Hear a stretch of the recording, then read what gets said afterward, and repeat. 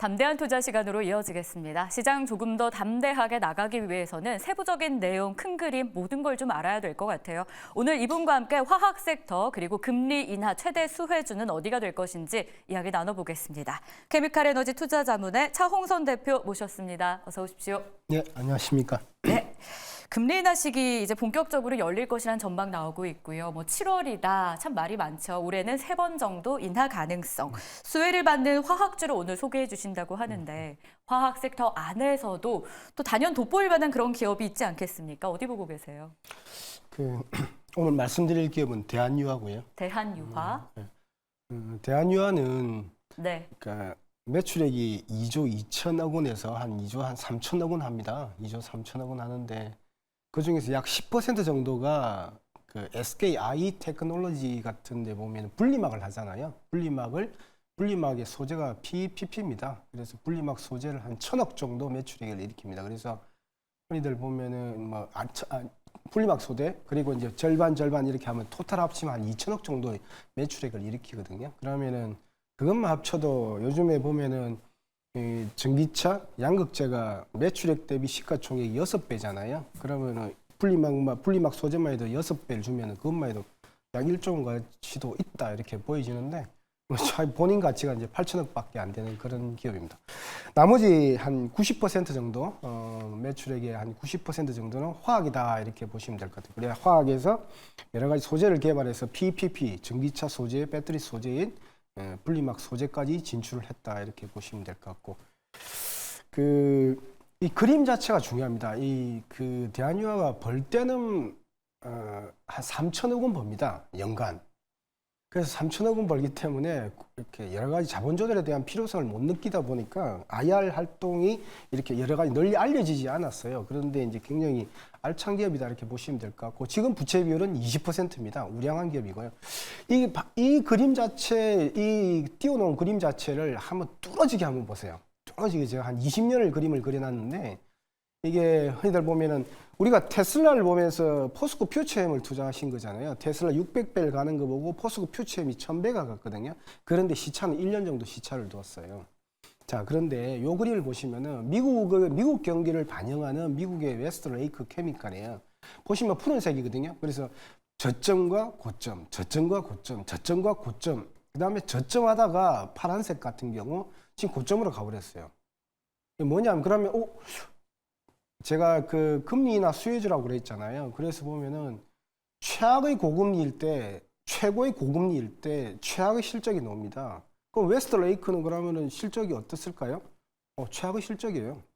그러니까 고점 대비 50%나 실적이 순이익이 빠졌어요. 빠지니까 이게 쭉 파란색이 내려오다가 근데 이게 역사적 최고치로 가버렸어요. 왜 이랬을까? 그러니까 미국의 금리 인하가 본격화될 거니까 학습 효과가 있는 거예요. 그럼 금리 인하 되면은 최고의 금리에서 최저의 금리 수준으로 떨어지면은 당연히 화학주가 실적 자체 미국 웨스트레이크 케미칼이 실적이 사상 최대치가 나오는 거 아니야? 그럼 당연히 주가도 사상 최대치겠지 해서 제가 볼 때는 학습 효과 때문에 먼저 올라가 버렸어요. 그러니까 실질적으로는 거의 반토막이 나는 순이익입니다. 2023년에. 그런데 주가는 사상 최고치에 올라갔다 이렇게 보시면 될 것 같고. 근데 지금 붉은색이에요. 미국의 웨스트레이크 케미칼은 3억 3천 명의 미국, 그다음 8억 명의 유럽을 담당합니다. 11억을 담당하고요. 한국의 대한유화는 64억이 포진돼 있어요. 아시아에 포진돼 있는데 64억에 혼자서 담당하는 건 아닙니다. 여러 개의 화학기업들이 롯데케미칼도 하고 하나솔루션도 하고 LG화학도 하고 쭉 담당을 하죠. 그 중에 원 오브 댐, 그 중에 여러 가지 중에서 하나인데, 그래서 보면은 저점과 고점, 저점과 고점, 저점과 고점. 그래서 제가 동그라미를 쳐놓은 게 저점이라고 생각하는데 다 동그라미를 쳤습니다. 세 개는 앞에는 이제 기존 팩트가 됐죠. 팩트가 됐고, 저점, 고점, 저점, 고점, 저점, 고점 이렇게 됐죠. 지금 뭐냐면 왜 저점이라고 생각하냐면은 지금 금리가 어떻습니까?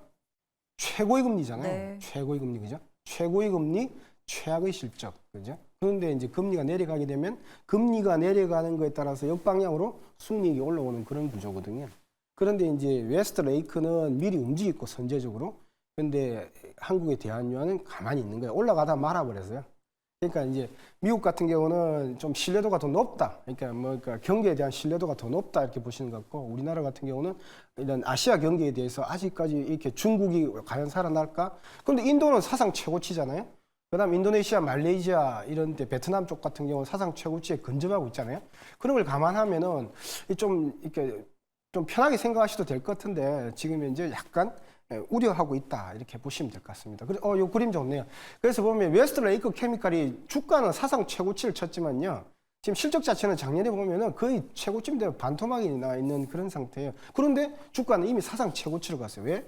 금리 인하 할 거잖아. 그렇죠? 금리 인하 하면은 당연히 경제 좋아지고 여기가 이제 건설 경기도 연동하고 있거든요. 미국 건설 경기, 유럽 건설 경기. 당연히 건설 경기 좋아질 거잖아. 그리고 조선 경기, 자동차 경기 좋아질 거잖아.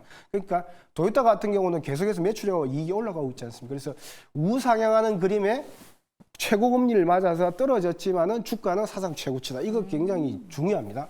그리고 한국의 대한유화를 한번 보시면은 한국의 대한유화가 이게 우상향 그림하고 조금 틀려버렸어요. 네. 왜냐니까 2021년, 22년, 23년에 이렇게 쭉 뻗어갔어야 되는데 좀 많이 좀 격차가 벌어졌잖아요. 그죠? 그러니까 여기서 보면은 아시아가 코로나 때문에 안 열린 거예요. 그러니까 역으로 따지면 지금 현재 후폭풍 같은 수요가 만약에 계속 금리가 조금만 떨어지면 그러니까 미국이나 유럽으로도 수출을 해야 되고 두 번째 아시아 전체에 그런 잠재된 억눌린 수요가 폭발적으로 올라갈 수 있다. 그래서 이 3천억 원이 2017년, 18년 때잖아요. 그건 제가 볼 땐 순이익이 넘어갈 수 있다. 그러면 거의 10배 정도 이렇게 3천억이면 3조의 형성되거든요. 목표적 타겟이 딱 3조씩 쳐요, 이렇게.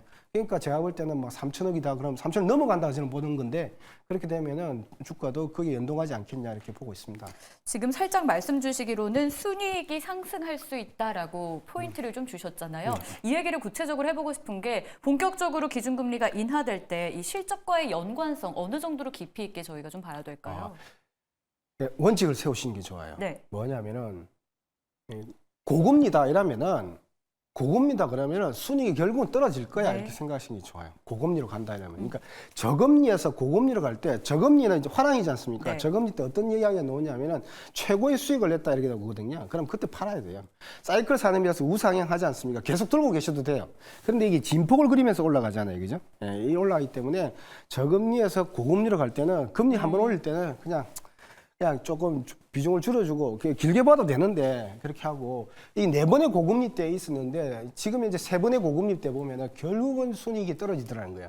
그러니까 저금리에서 고금리로 가면은 순이익이 뚝 떨어지고 그다음에 고금리에서 저금리로 갈 때는 결국은 순이익은 폭발적으로 올라가더라는 그런 학습 효과가 있습니다. 근데 지금 현재 어떻습니까? 지금 최악의 시점이 고금리잖아요.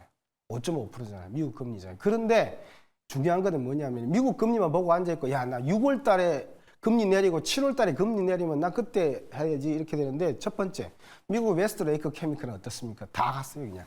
그러니까 제가 볼 때 웨스트레이크 케미칼보다는 다우 케미칼이 낫다는 소리거든요. 미국 같은 경우는. 그래서 그런데 우리나라 시중금리 어떻거든요. 건설 경기도 중요하거든요. 그런데 롯데건설 같은 경우는 한 빌려보니까 2조 3천억 빌려보니까 11.5%에서 8.5%로 돈을 빌리더라는 거 아닙니까? 3% 떨어졌다는 거 아닙니까? 시중금리 떨어지고 있어요. 중국 금리 큰 폭으로 떨어졌어요. 0.25% 중국 기준금리 떨어졌다는 거죠. 그렇게 따지보면은 미국의 기준금리만 계속 높은 수준인데 다른 시중금리가 떨어져 있기 때문에 결국 6월달, 7월달 돼 금리 떨어지는데 제가 볼 때는 주가는 선제적으로 반응할 것이다 이렇게 보고 있습니다. 알겠습니다. 자, 그럼 대한유화 구체적으로 투자 전략을 좀 들어보면 좋을 것 같아요. 밸류에이션 어느 정도인지 투자 전략은 저희 어떻게 가져가야 되겠습니까? 미국의 웨스트레이크 케미칼이 네. 당기 순이익이 안 나왔잖아요. 그죠? 반토막이 났단 말이야. 그런데 주가는 어떻습니까? 사상 최고치죠. 그렇죠. 그러면 뭐냐면은 거의 다 올라갔어요. 제가 볼 때는. 그럼 이 밸류에이션이 그냥 목표 밸류에이션이다 보면 돼요. 뭐냐면은 근데 미국 지역에 있는 거를 더 주냐, 아시아가 더 주냐. 네. 근데 제가 볼 때는 이 화학 같은 경우는 $10,000에서 가장 소비가 많기 때문에 아시아를 밸류에이션 더 줘도 돼요. 자, 제일 옆에 있는 게 미국 엔비디아입니다. PSR 매출액 대비 시가총액이 34배 주자, 34배 주자는 소리가 아니에요. 웨스트레이크는 1.5배고요. S&P 500은 2.5배밖에 안 돼요. 그러니까 앞에 있는 반도체라든지 AI는 높단 말이에요. 높고 평균치가 한 2.5 정도 되고, 근데 이제 인프라를 구성하고 있는 화학이나 철강 같은 경우는 어떻습니까? 1.5다, 1.6 정도 돼요. 1.5. 그러니까 공교롭게도 미국의 웨스트레이크 케미칼이 맥시멈 밸류에이션을 지금 받아버린 거예요. 그러면은 우리나라 화학주들도 매출액 대비 여기가 2.3, 2.5 정도 한다고 그랬잖아요. 그러면 한 1.5 정도 주면 돼요. 그럼 숫자가 한 4조쯤 나와요. 자, 그래서 자 1.5 정도가 제가 볼 때는 적절하다. 그런데 이제 좀 안전하게 하면 1.5보다 전에 좀 비중 좀 줄인다든지 이렇게 되는데 지금은 0.34 이 정도밖에 안 되기 때문에 자 촉매자만 있으면 제가 볼 때는 주가는 업사이드로 상방향으로 틀 공산이 있기 때문에 참 유심히 보든지 제가 볼 때는 긍정적으로 보실 필요가 있다 이렇게 보고 있습니다. 알겠습니다. 미국 기업과의 연동성, 그래서 국내 관련 기업들에 대한 전망 꾸준히 좀 해주셨는데 오늘은 대한유화에 대해서 구체적인 이야기를 들어봤습니다. 지금까지 케미칼 에너지 투자자문 차홍선 대표였습니다. 고맙습니다. 네, 감사합니다.